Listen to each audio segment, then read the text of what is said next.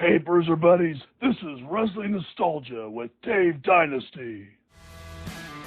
Before we dive into the episode, make sure you hit subscribe on the podcast platform you're listening on. Also, follow me on X at The Dave Dynasty and subscribe on YouTube by looking up Nostalgic Dave Dynasty. You can also buy one of my shirts at ProWrestlingTees.com/The Dave Dynasty. Now, enjoy the show. Welcome to 1 hour of the toughest, roughest wrestling you'll ever see. That's right, Dick the Bruiser said it all. The big question, have you got the endurance? Have you got the brains to get past the excellence of execution?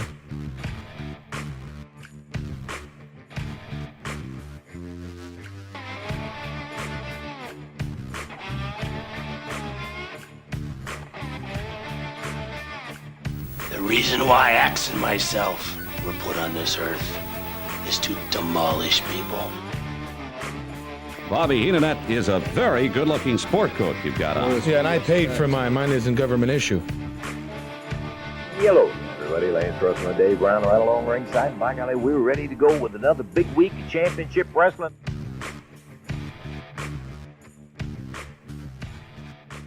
Greetings, wrestling fans, and welcome to Wrestling Nostalgia. I'm your host, Dave Dynasty.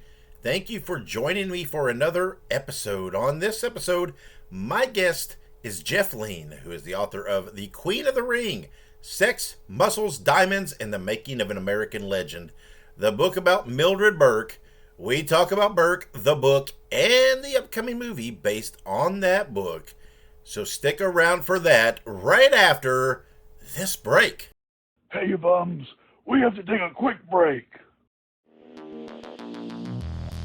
Filsinger Games is a tabletop cards and dice game company that has enjoyed success for over 3 decades. Their first game was Champions of the Galaxy and was released in 1986. Champions of the Galaxy is a tabletop game that features professional wrestling over 100 years in the future. Humans, aliens, and monsters battle in the Galactic Wrestling Federation for belts. Legends of Wrestling features officially licensed wrestling cards featuring stars like Ted DiBiase, Jimmy Snuka, Harley Race, and many, many more, including game sets for independent promotions. Each match takes place in real time. The action is fast and furious, and all the things that happen in pro wrestling, like cage matches, outside interference, 3-man tag matches, they also happen in the games. You have the opportunity to run your own wrestling promotion involving either real life stars or fictional characters of the future, or you can mix and match both. Visit filsingergames.com for more information and to order the games today. That is Filsinger Games, FILSINGERGAMES.com to order now. If you like horror movies, be sure to check out Dave Dynasty and Ike Isaacs on the Listen to Their Screams Horror Podcast. It is available on all podcast platforms and on social media at Listen to Screams. That is Listen, the number 2, and Screams.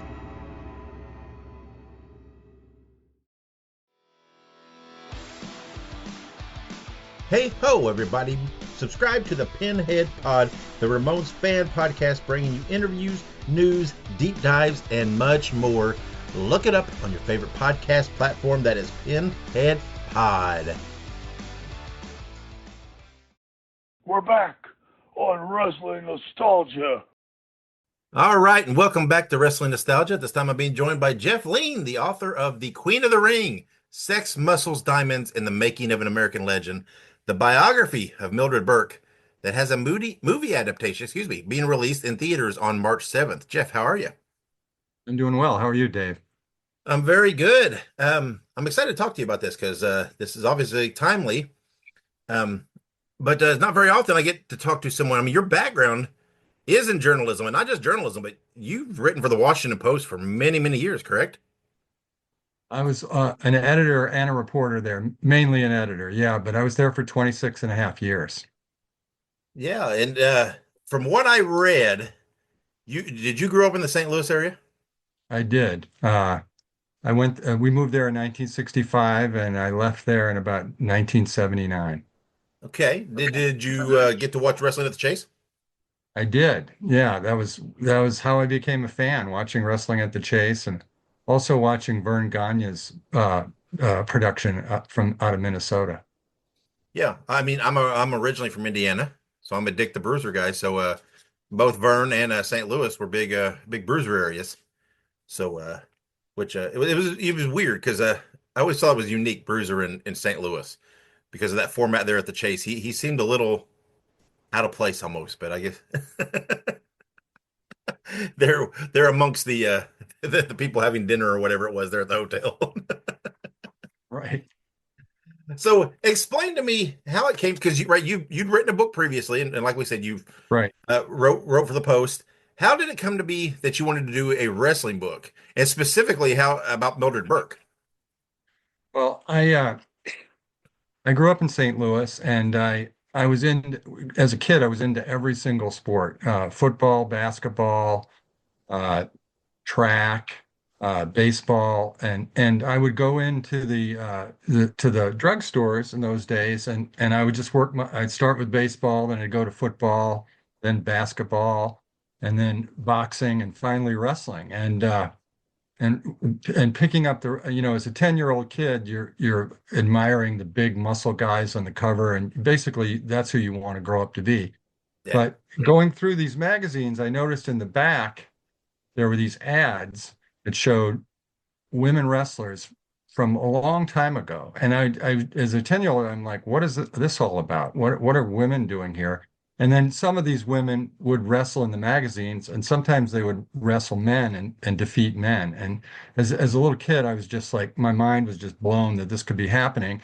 So I got interested in it, and I discovered that this woman who had the ads in the back of the wrestling magazines, her name was Mildred Burke, and she was from Kansas City, and had been an undefeated champion for 15 years in the 30s, 40s, and 50s. And it's just a remarkable story. And she was still alive then, and she was giving interviews, and she was running her wrestling school for women.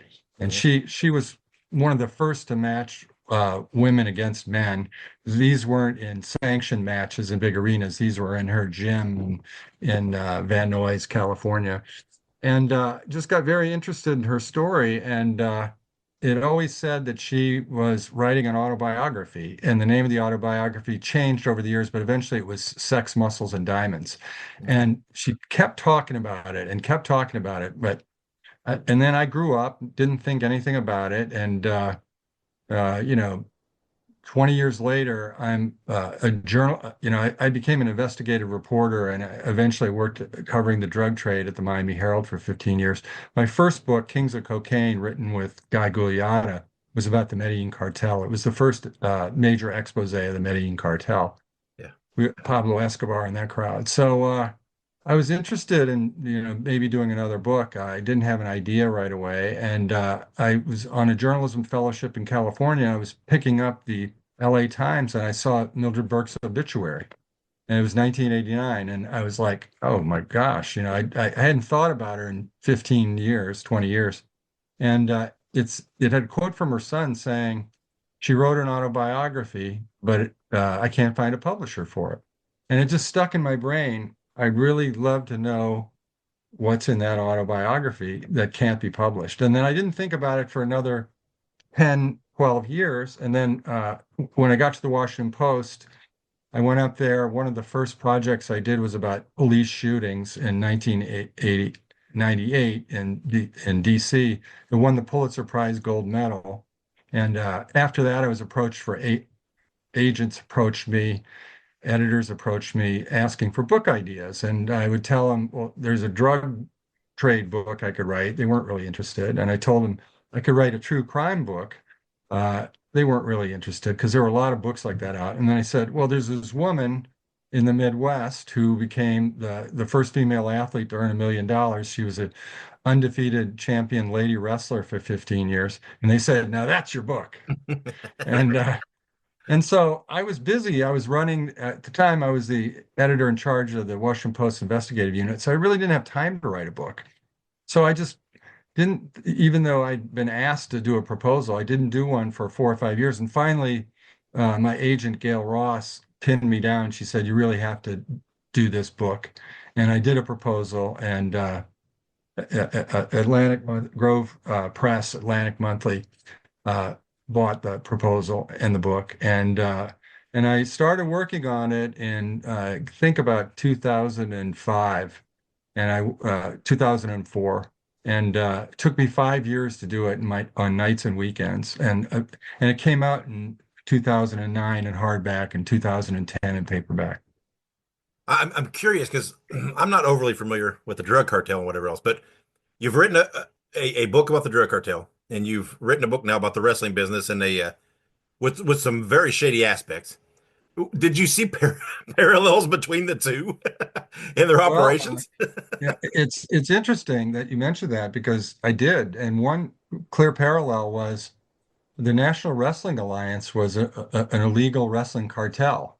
It ran wrestling in the United States. It was based in St. Louis, which was really interesting to me.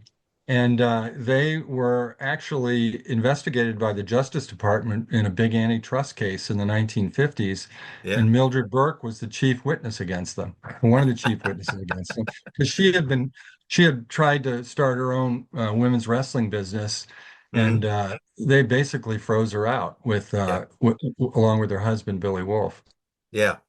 And by the time like you said, by the time you got around to writing the book, a lot of the key figures were no longer, around. But did you find that your research was tricky? I did see. Did you have access to the Burke estate, her estate, and some of her materials? I did. The Burke estate granted me the rights to use her unpublished autobiography and also her archive, which I made ample use of both. Found pictures that had never seen the light of day before. Learned a lot about wrestling and Mildred Burke that I never saw. But I filed Freedom of Information requests. This was the benefits of being an investigative reporter. And I got the archive of the antitrust investigation out of the National Archives in College Park, Maryland. I did research at the Library of Congress.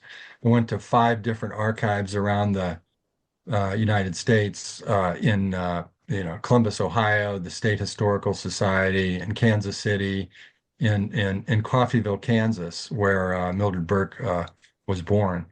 So went far and wide in my research and made ample use of the Burke archives. Also, there's a great wrestling archive at the University of Notre Dame, where I did a lot of research there.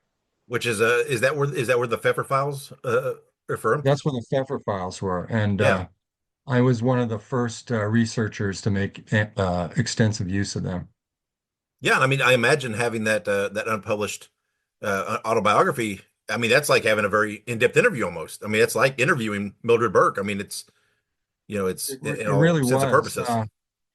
What I needed, I had to fact check everything in it. So sure. I just had to make sure that she was, and she mainly told the truth, and she was mainly very accurate. I mean, she got some dates and details wrong, and a little bit of the chronology twisted up, and also she was, she hated Billy Wolf, so that came through. So I had to sort of I tried to get everybody's story and figure out the truth. And you talked about, I mean, I wished I had done it 20 years earlier when most people were still alive. I did get to interview Mae Young before she died. I interviewed quite a few lady wrestlers in their 70s and 80s. Yeah. And drove around Gloria Berrettini, Gladys Gillum. I spent a weekend with Gladys Gillum getting stories from her. So yeah, it was a very interesting journey into the past. Yeah, and it might be, I mean, it might be difficult for a lot of kind of modern readers or modern fans to grab the context. I mean, Burke's career was from the mid-30s to the into the 50s, the mid to late 50s. And at that time, I mean, it was not only a tough time to be, I mean, female athletes are almost virtually non-existent. So there was not only a rough time as that, but I mean, it was a rough time just to be a female in general. And it might be hard, I mean, for readers to grasp that. Did she paint a picture of kind of in her writings of that struggle that she had as not only, I mean, as a female athlete, but just as a female in general?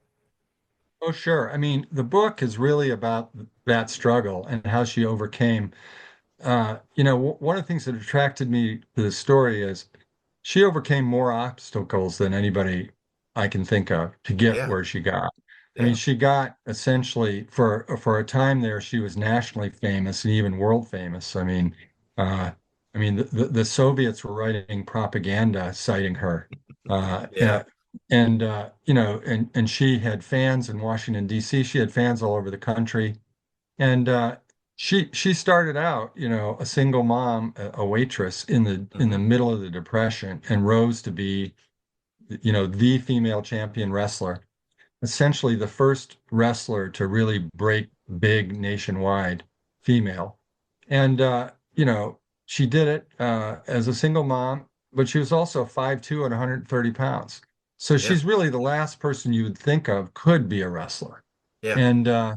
And her struggle was, breaking through and convincing people that first she had to convince Billy Wolf that she could wrestle. He didn't think she could wrestle. He thought she was too small. And he actually hired a kid to beat her up in the wrestling ring, and she turned the tables on the kid, and Billy Wolf was just stunned that she had so much natural wrestling ability. And she had really strong legs, if you've seen pictures of her. And those are kind of and great balance and quickness. And she quickly, under Wolf's tutelage, learned all the skills. But she talks about starting out, with nothing in the Depression, and she had her first husband left her. She had the baby. She was working in the diner. She tried being a secretary, and her bosses kept trying to put the moves on her. But you see this woman, she's 5'2", and in those days she was around 118, 115, and you think that she's just prey for everybody and unprotected. And so her whole story is how she stood up to everything, and she when she started wrestling, there weren't enough women wrestlers for her to wrestle. So she had to wrestle men in the carnivals and in small towns in Western Missouri around St. Joe. And so she literally had to break through this barrier of male resistance in order to become a female wrestler. Yeah. And not only, she didn't only break through. She was, we're not even talking about the future. She was, even at that point in the carnival days in wrestling, she was hugely successful. She was successful. Yeah. She didn't just break through and make do. She excelled. She was so successful in the carnival days that it set her up for breaking into arenas. The trouble was she had to get a female opponent, and that was Mortensen. Clara Mortensen was the first female opponent, and who was basically trying to do in the West Coast in California what Mildred was doing in the Midwest. And so she had, but eventually they convinced a promoter in Georgia to sponsor them, and they had a series of matches, and that's where in 1937 Mildred won the championship from Clara, and basically there was a picture of it in Life magazine, which in those days was like the national publication or media for the country. And she made it in there. So that was a real sign of a breakthrough in 1937. Yeah. And I interested, her birth name was Bliss, correct? Her last name. Correct. Why did she go with Burke? And Billy Wolf changed the name. Billy, when they were in the carnival, Billy would do what's called the ballyhoo, where he would come out and he would start, "Hey, little lady, 5'2" and 120 pounds, $25 to any man who can pin her in 10 minutes. He was carnival barking out there, and he was apparently good at it. And he didn't like the name Bliss. He thought, as he told her, ignorance is bliss. And so while he was doing the ballyhoo, he just announced her as Mildred Burke, because I think he thought it sounded more like a tough lady wrestler. And she writes about in her autobiography that that was the first time she was aware that her name had been changed. And it's kind of symbolic, because it shows you kind of not only the promotional genius of Billy Wolf, but also the control he had over her, and the will and the dominance, even though her story is about an indomitable will, her will to succeed. She met a man with an indomitable will too, and the two of them together it took the two of them together to create the business. They were like Desi and Lucy. One of them alone wouldn't have succeeded. They needed each other. But even though they became man and wife, they hated each other.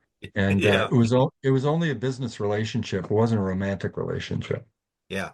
And it's almost, you could maybe, I like to overthink things, but you could even go into it it was almost this need of, right, we got to kill the old Mildred to start this new. It's almost like a rebirth, right? We had a new name, a new life, a new,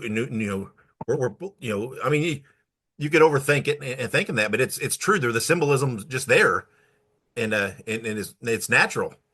It was a rebirth, and one of the other things was in those days, all the wrestlers had black lace-up wrestling boots and black trunks. The men and the women wore mainly black trunk, kind of tank suits, very conservatively cut, and Mildred, another part of her transformation was getting white boots and wearing a white suit. Mm-hmm. And she was the first one to do that in the ring. And in the late 30s, early 90s. And she talks about doing that because she wanted the ring light to reflect off the white suit and just create this blinding effect. But it was another sign of, as you said, her transformation from Millie Bliss into the Mildred Burke champion. Yeah, and it's just amazing the thinking process. I mean, it was so ahead of its time. I mean, we're talking pre-television, and pre-television, and a lot of the practices that not only Mildred, but a lot of the women at the time, but Mildred, obviously specifically, those were practices that were picked up by the men later on television to set themselves apart with more flamboyance, more costume, more showmanship. Well, the women were doing that prior because they had to stand out. And it's kind of part of the necessary evil. But it was it's remarkable in retrospect how forward thinking that a lot of what she came up with was. She was decades ahead of her time, and actually she influenced Gorgeous George and his ring flamboyance. When she met him, he wasn't Gorgeous George. Yeah. And he was a very drab wrestler, and Mildred, the formula for success for her is in the subtitle of my book, Sex, Muscles, and Diamonds. Yeah. It was obvious that if you're going to have a female wrestler in a bathing suit, sex appeal is a giant part of it. So, and the muscles was a key part of it. You had to be physically fit. She did weight training and developed biceps that no woman had in the 1930s. She looked like a bodybuilder from the 1980s. She had abs that no women had back then. And it was because she did her will drove her to be the best, and she did this enormous. There are these great shots of her training with weights back in the day, and she trained more than anybody else. So that's the muscles part. And the diamonds part of it, she believed in, designer dresses, mink stoles, mink coats, and lots of jewelry, lots of diamonds. So she was so when she went out, she wanted to have the glamour, the beauty of a bathing beauty, but the glamour of a movie star, but also the skill of an athlete. So she combined all those things in 1940 when there was no other woman out there doing that. Yeah. It's just it's so remarkable that, the word pioneer is thrown around so much, but she was truly such a pioneer. It's almost a shame that, her career was done prior to, the television area, truly kicking off. And because, she was custom made. She had the vision that she could have even taken it a level probably further, if she could have got the opportunity on television.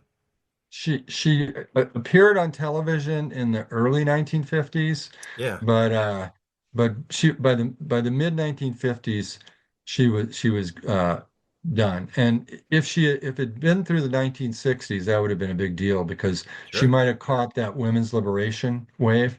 Yeah. And she was ahead of her time, and in my opinion, unfairly forgotten by history. I think that the Fabulous Moolah came up, and the Fabulous Moolah had been part of the Billy Wolf troupe. Mm-hmm. Mildred says Moolah in her memoir said that they'd never met. And it's because Billy Wolf's troupe was so big, they were working different parts of the country, different groups of women. And so they had no overlap. They never met in person. They never met in the ring. But Moolah, under the auspices of the McMahons, took over, and she remained the champion in women's wrestling for 30 years. So he kind of squeezed out Mildred, who, in my opinion, was the legitimate champion.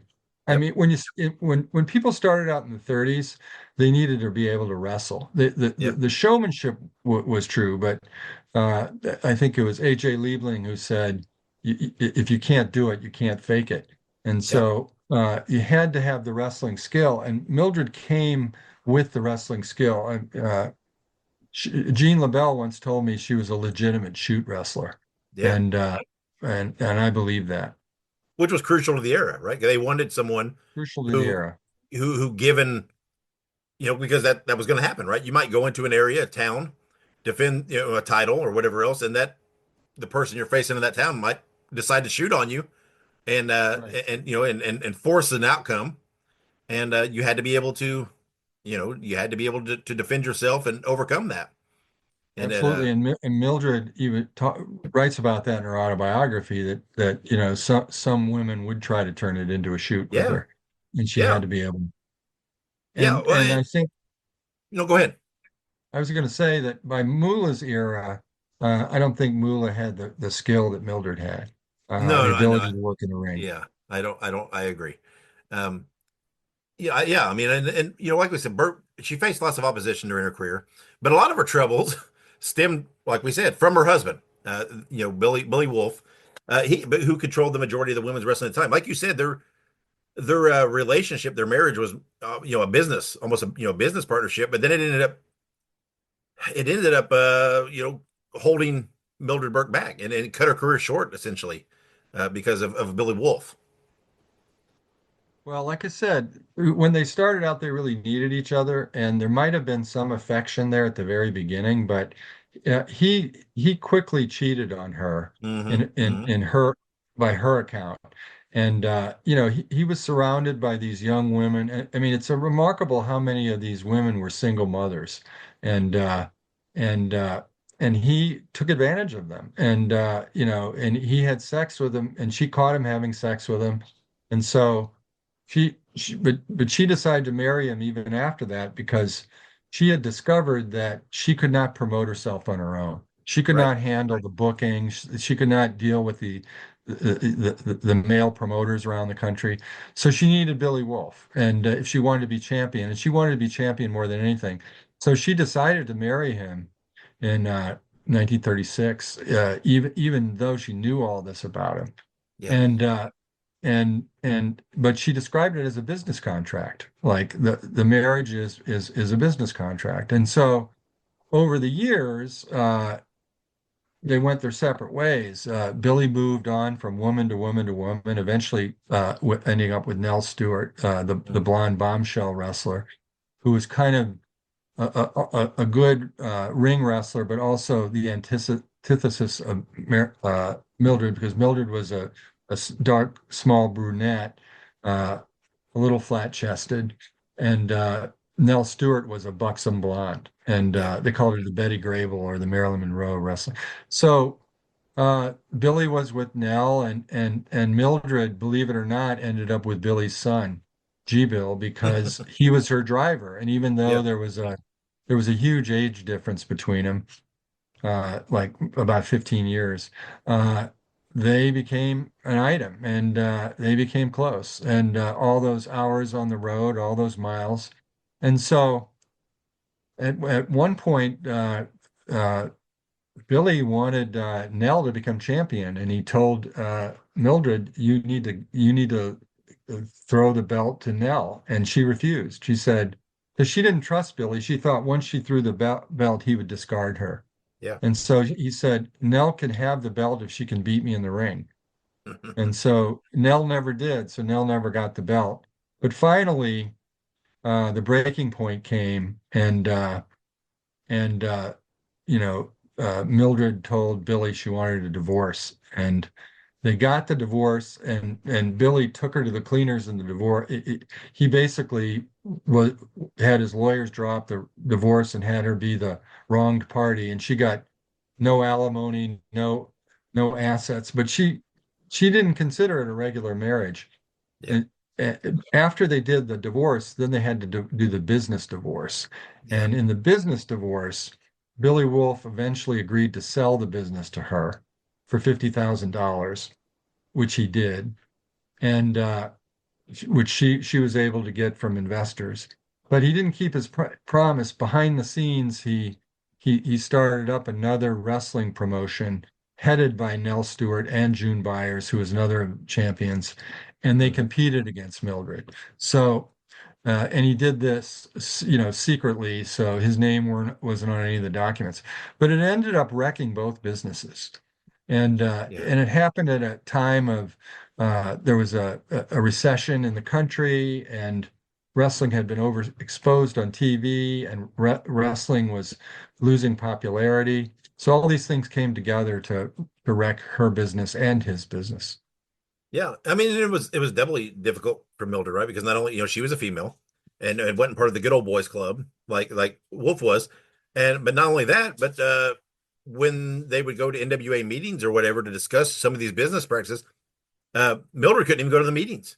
Women were banned from the meetings, so she had to sit in the lobby while these men were in this meeting discussing things that would affect her and her future, and she couldn't partake. She couldn't participate. So, everything was against her, being a female. And like you said, we won't give away the results of the details because it's kind of especially in the movie, kind of the key part. But when the pressure ended up getting, eventually Burke did wrestle June Byers, right? Correct. And in a controversial match, again, we won't talk details because that's kind of the focal point of the movie. And but it is a very controversial match. But what led to Mildred eventually agreeing to do that match and to work with Byers? I think what happened was Mildred, after she set her business up, because of the competition from Wolf and those other factors I talked about, her business was failing, and Wolf's business was failing. And I think and there was a part of the reason both businesses were suffering was there were two champions. Mildred was considered a champion, but then June was also considered to be a champion. So I think Mildred's business partners convinced her that a match between the two of them would create a lot of interest, which it did. Sure. And generate a lot of money. And the problem was that they couldn't work together in the ring. Yeah. So because of that, the match ended up being a shoot, and because of that, I don't want to give away the ending, but that put a stop to their ability to use this rivalry to make a lot of money. Which, if they had been willing to work together, they probably could have. But there wasn't enough trust there. Mildred had wrestled June a lot previously and never lost. Of course, the matches were works. They weren't shoots. But so that's essentially what happened. I think the short answer is she was desperate for the money. Sure. Yeah. And like we said, that's kind of the natural kind of stopping point for the movie, right? That's the natural climax for the movie adaptation. But your book goes on, because that's not the end of Mildred Burke, and not quite the end of her career. So there's much more there, but the overall, picture, like we said, the word pioneer is often overused, but the impact that Burke had on women's wrestling, you can't understate it enough. She was a draw on a time when women's matches were typically just presented as sideshow attractions. She took women's wrestling to all the states and so many countries. It was like a purpose of hers, right, to take it to all these countries and to establish women's wrestling around the world. She did start her own all-women's promotion in Los Angeles in the early 50s. She ran a booking office and training centers. If there is a definition of a pioneer, it's Mildred Burke and what she did for women's wrestling. Absolutely. You can't underestimate what she did. She wrestled in Japan She wrestled and really charged up women's wrestling in Japan. And to this day, Japan is probably the greatest female wrestling country. They win all the medals in the Olympics. They have incredible professional wrestling, uh, highly skilled. That's gone on for decades. And Mildred Burke helped plant that seed and helped make it grow. She also wrestled in Mexico, so Lucha Libre. She seeded the women down there, and she wrestled in Cuba, believe it or not, before the communists came in. And so she broke so many barriers. She created so many firsts. She inspired Gorgeous George and the flamboyance, the feminine flamboyance that he seeded into the ring. She was the first to wear white. She was incredibly skilled, incredibly fast in the ring. And during the war, when the men were off fighting the war, the women were the headliners. They were the ones at the top of the main event. They were the main eventers, and she led them there, and they were up there because of her. And they drew a tremendous crowd, tremendous interest. They got tremendous interest on television. So she created this whole business out of nothing, but a dream, and then kept it going. And the reason I stayed with her story was because after she got out of wrestling, she hit hard times again, and was back working at a secretary. I mean, for an aviation business, and college and things like that, and selling door to door. She even had a chili restaurant for a while, and little one, and basically, but in the end, she returned to wrestling and started training women. And it shows her commitment, her stick-to-itness, her grit, but also her love of wrestling. It was her first love, and she said she considered she had one diamond ring that was in the shape of a snake head, and she said she viewed it as her wedding ring with wrestling. She was married to wrestling, and so she trained the women in Los Angeles, and she ended up her women wrestled in 2 movies in the early 80s. To Smithereens was one of them, and the other one was blanking on it right now. It featured the Golden Girls, but it was and Peter Falk was in it, and it was a major Hollywood movie. It was directed by the director of The Dirty Dozen, and she did the training, and she taught them how to wrestle. So she got herself back in not under the top, but back into the wrestling magazines, back everywhere. And I think that it's very significant that she had these mixed matches, because it showed her forward thinking. Nowadays, mixed matches are pretty common everywhere except the WWE. And but she was doing it in the 60s and the 70s, and part of it was influenced by the women's liberation at the time. But she always viewed the ring as a place to get out the tensions that were in our society, and she viewed herself in a ring battle with Billy Wolf. And she said that she'd finally considered that she triumphed over him when she had a successful tour of Japan. But I think that the battle of the sexes was on her mind, and she was the first one to really put it in the wrestling ring. Yeah, and I mean, clearly her impact, right, is still felt today. But I mean, even directly, I mean, there's Japanese title lineages that they trace back to her. Then in the modern incarnation of the NWA, they have her championship that the women hold, and they call it the Burke, and which I heard an interview with the director of the movie that he was he was key in that connection of Billy Corgan to Burke's family to get that title and everything else. So it's her impact. I mean, you hear all the talk about Moolah in modern day because there's videotape of Moolah. It's easier to point at stuff, but Moolah's she's just a direct descendant of Burke, and that's all it is. Burke was doing that, decades before her. Absolutely. And again, I don't want to give too much away from your book, right? We've touched on some things, but and I know there's a lot more in there, but I really encourage everybody to go and get a copy and to read that. But is when you did your research, when you through her autobiography and all your other means, was there one a story or an example of a story that really surprised you, that really jumped out as, whoa, this I've never heard this, or this is really just stood out to you? Something maybe that you can share. I know there's probably several of them, maybe even, but I know you've shared some probably already. But is there anything that jumps to mind?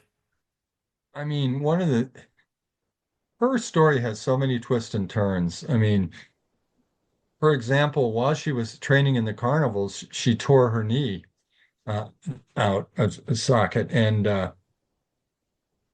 never really recovered from that, and yet still became the championship wrestler she was. So, I mean, the you have to remember back in this day there was no airplane travel. Yeah, There were trains, but these women traveled by car. And because there weren't that many women wrestlers, all five of them would pile into a car.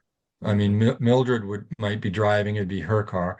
And then another troop of them would be in another car, and another troop would be in another car, and they would just spread out throughout the country. So they would have to drive. She often talked about how she drove more than 100,000 miles a year. And yeah, so at a time when no athlete, I mean, in those days, there weren't any athletes traveling that much. But these women were driving as much as 900 miles a day to get to the next town to put on a wrestling show. So yeah, she, I really underestimated how much the injuries she had and how I mean, she listed them once like broken ribs, broken noses, dislocated thumbs, uh, you know, just incredible number of injuries. But she had an injury that was very similar to the golfer Ben Hogan, who had a horrific auto accident and then made a comeback.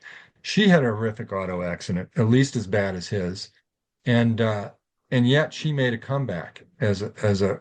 So, I mean, when you think about the things that she went through and triumphed over, the battle with Billy Wolf, the auto accident, the knee injury, and she just kept going. Nothing, let nothing stop her. So I was really, I mean, you wonder like, where does that come from, and how do you get that, and can I yeah, have some of that, and can you bottle it?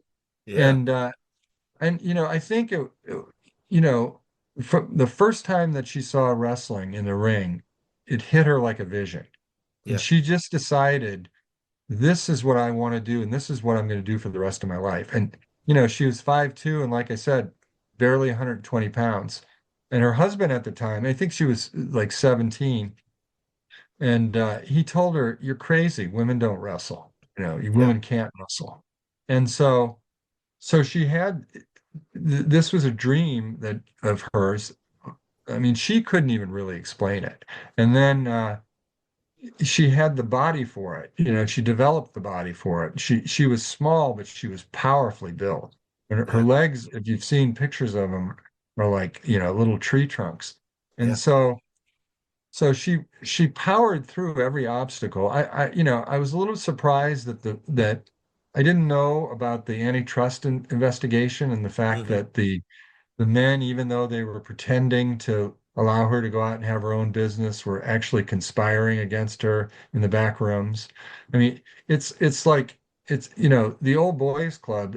You hear that, it's like a cliche, but it was literally the old boys club here yeah, that she really, fought against. And I was able to find records of them conspiring against her, and from the Justice Department. And it's just a fascinating story because I mean there's so many surprises. I mean, I was surprised that she ended up with her stepson. hmm, How does that happen? And then I was surprised that Billy Wolf and Mildred and they all let it happen as long as it was kept on the QT. yeah, And they kept the business going for 10 years, even though Billy Wolf's son was having an affair with his wife. I mean, that's not the kind of thing you read about in the history books too often No. for sports stars. And so that was remarkable. And then the fact that at a key moment, the son wanted Mildred to divorce his father, and the son wanted to marry him, which is the craziest idea you ever. That would have been created the biggest scandal in, women's sports history. Yeah. So that didn't happen. But so there's so many twists and turns, and there's so many moments where she was utterly defeated, but she lifted herself off the mat. I mean, after the divorce with Billy Wolf and the business battle, she was defeated again. And but she kept going, I mean, she kept wrestling, and and when her when she was middle-aged and she was being a secretary, she turned to wrestling to bail her out again. And it did to an extent. Yeah, I mean, like you mentioned, wrestling, or excuse me, sports and wrestling in particular, were so regional, so territorial. I mean, there were during the much of her career, there wasn't even baseball, west of the Mississippi, and things like that. And the men athletes, the male athletes, they could take advantage of that, right, and stay in their territory, in their region, and shorter car trips. But the women couldn't do that, right, because there weren't women's divisions, quote unquote. They had to travel from state to state, territory to territory, city to city to be that attraction. So they were putting these unfathomable miles, like you mentioned, just to work because they had to, or they couldn't get the date, book the dates. They traveled more auto miles than any athletes in history. Yeah. And they wore the cars out, and there were car accidents. There were different things. Like I said, she was almost killed in a car accident. So her story is it's about the triumph over every kind of adversity. Yeah. From poverty to ignorance to sexism to, mendacious businessmen to, every kind of adversity you can think of. She came up against it and she broke through it and didn't let it defeat her, which, Yeah. And while wrestling is the business in this story, it's bigger than that. It's not even so Mildred Burke is not even so much a wrestling story per se. I mean, you could take the wrestling out and put whatever, but it's still it's a bigger concept than wrestling. And I think she was a little disappointed that she wasn't embraced by the women's liberation movement because she felt, hey, I did it first. I think they probably looked at her as déclassée or a freak or a carnival attraction, but she was never embraced by the feminists, which is kind of interesting, even though she had a women's wrestling business in those days. So tell me about how did the contact come to you to do a movie adaptation of your book? Well, I think that after the book came out, there was 6 or 7 different Hollywood people showed interest in it, but nobody really, it was all, give me an option, let me go out and see if I can put together a package to interest a studio. So there was interest and there were talks with different people, but nothing ever transpired and got down the road until Ash Alvinson appeared, and he made a deal with me and Mildred Burke's family, and to use my book and her autobiography, and that was about 10 years ago, actually, which 2015. By his token, that was on the tip from Jim Ross, right? That he knew Jim Ross, and Jim Ross said, "Hey, you need to look at the story of Mildred Burke." Right, exactly. Jim Ross played a key role in it, and so he was interested in it, and he read the book. And 2015, he bought the rights to it and spent 10 years developing it. Yeah. During this process, did he consult with you at all, or was there a lot of communication between you two? Yeah, I mean, he would send me drafts of the script, and I would I would critique it and give him my input and try to be helpful where I could. I'm not making the movie, so I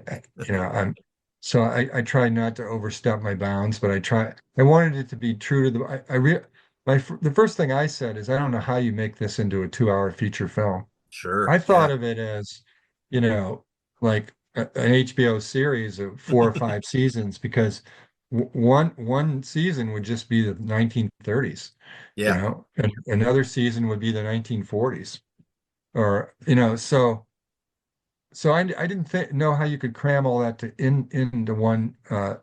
And but he was very determined about it, and he came up with a script.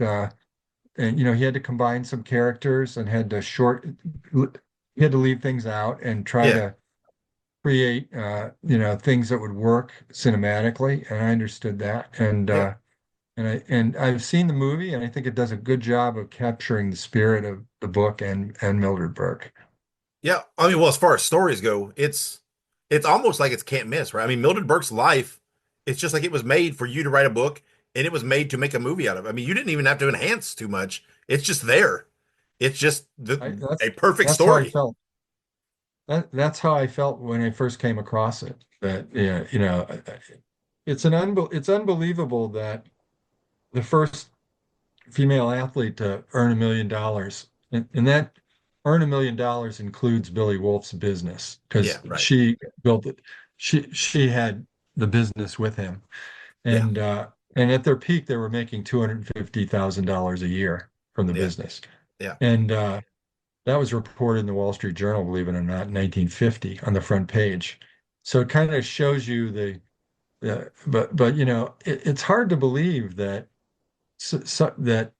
that this little waitress, single mother, started out in the Depression and became this world champion female wrestler. And she was 5'2" and 130 pounds. Yep. I mean, how do you do that? How do you explain that? How does that happen?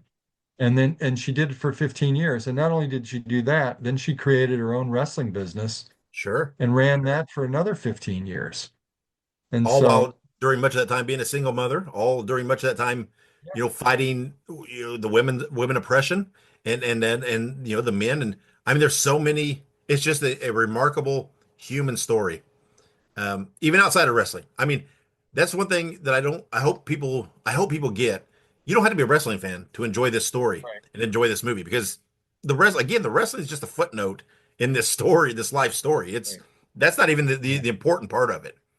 yeah, I thought the business battle with Billy Wolf was fascinating. I mean, you could Yeah. even you could have done an HBO series on just their fights in the 1950s. Yeah.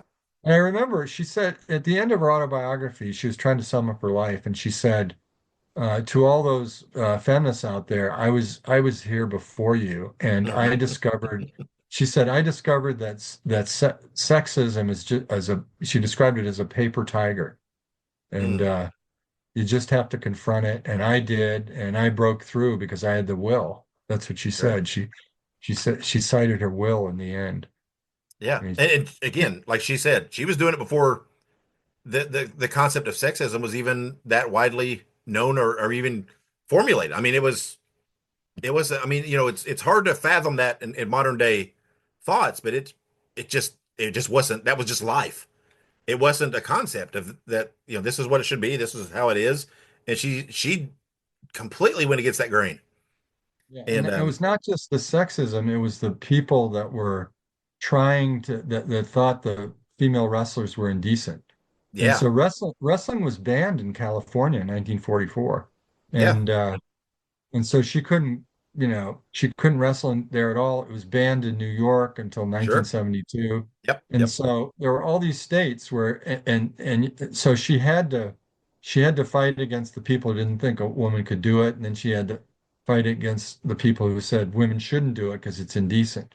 And then she had to try to make money at it and try to be the top wrestler and try to overcome all those injuries and then the financial problems that came later. So it was just one thing after another for her. But she was a worker. She went to work, and she, like I said, it was her tremendous. She had a tremendous will and a tremendous work ethic, and those two combined made her so successful. Yeah. Well, again, I hope everyone will go out and get your book, and try to read it. Either before, after, whatever, seeing the movie. The movie again looks, but they've got a great cast. Ash, seems to have been very passionate about it, and everything else. I mean, I know they filmed a lot in Louisville, where there was a lot of buildings and things that fit the time period to give it that feel, and everything else. So what's next for you, Jeff? Is there any chance at some point of any other wrestling books or wrestling stories, or what's on your mind as a writer? Well, I'm. I would never say never. I have some ideas, but they're too early to talk about. And Right. but maybe someday. Well, there you go.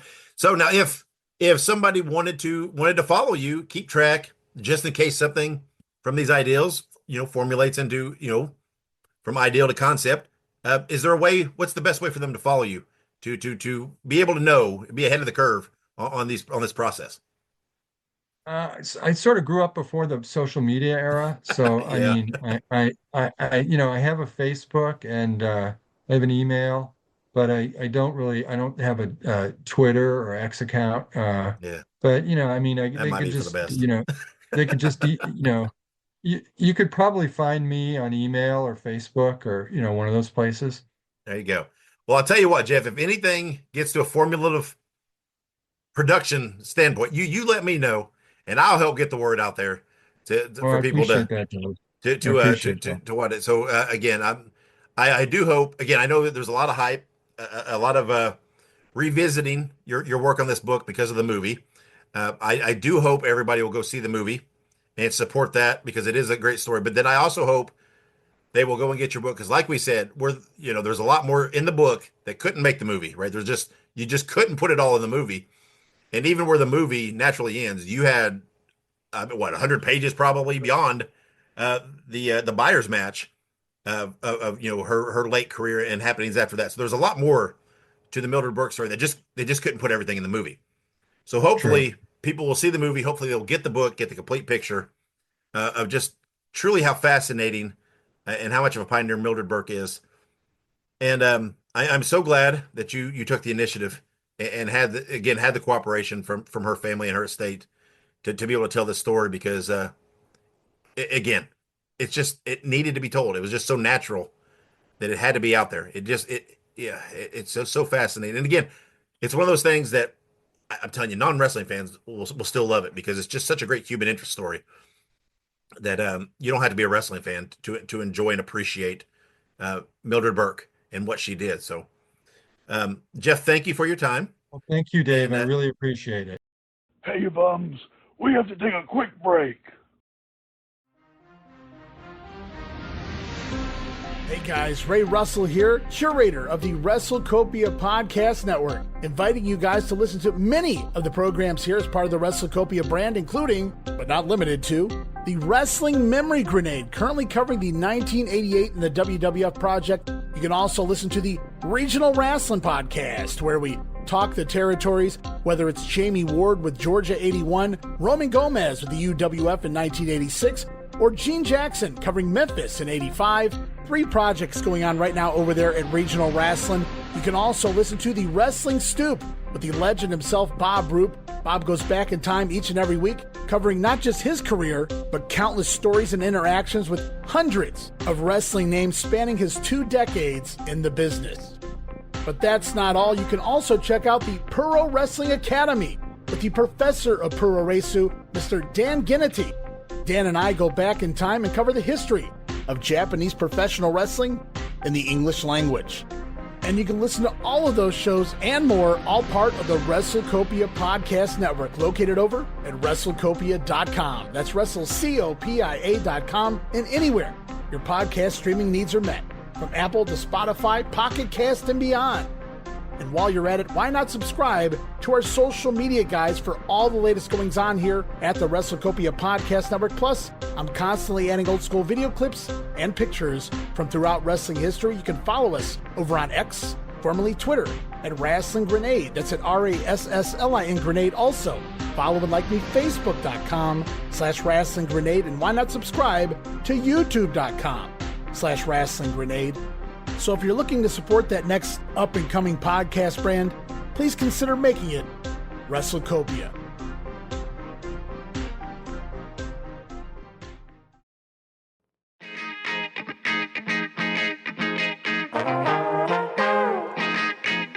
Hey, it's Bob Smith, and guess what? The Outdated Wrestling Hour is now part of the WrestleCopia podcast network. But hey, no fear, you're still going to hear the unique guests, comedy, music, authors, journalists, funny people. Who knows who's going to end up on the Outdated Wrestling Hour? Remember, it's all new and all old. So check it out in the WrestleCopia podcast network and wherever you get your podcasts. Listen if you know what's good for you.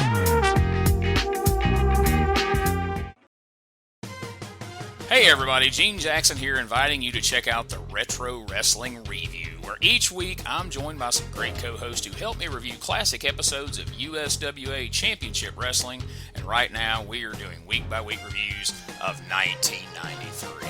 But we don't just do reviews, sometimes we get a chance to interview some of the people who were there and lived it, plus do watch-alongs. It's a lot of fun, so check out new episodes that drop every Wednesday at WrestleCopia.com.